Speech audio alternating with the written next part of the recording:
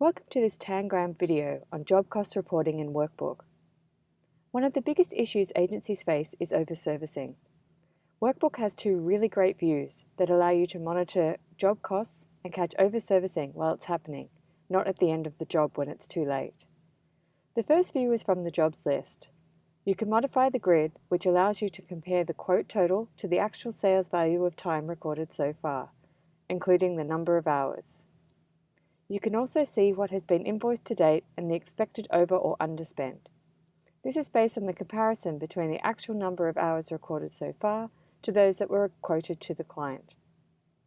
So immediately you can see if your job is on target or if you're overservicing. To drill into more detail on your job, click the Costs button to see the job cost summary. The job cost summary is broken down by activity and gives you key financials on your job. This view can be used to check progress through the life of the job, allowing you to see all the expenses on a job and compare it to what was scheduled, quote approved, and invoiced.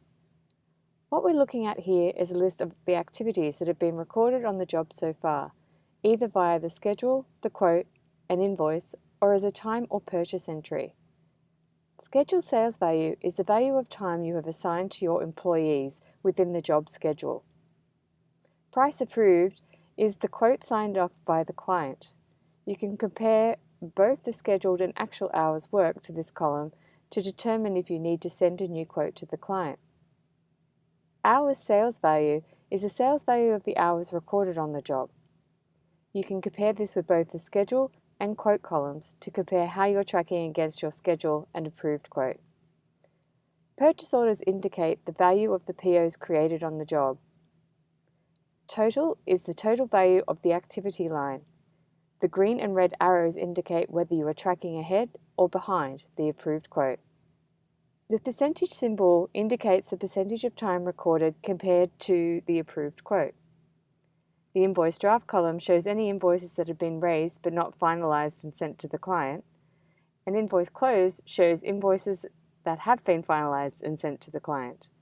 Invoice total is the total of draft and closed invoices, and profit is the value invoiced less the value of time spent.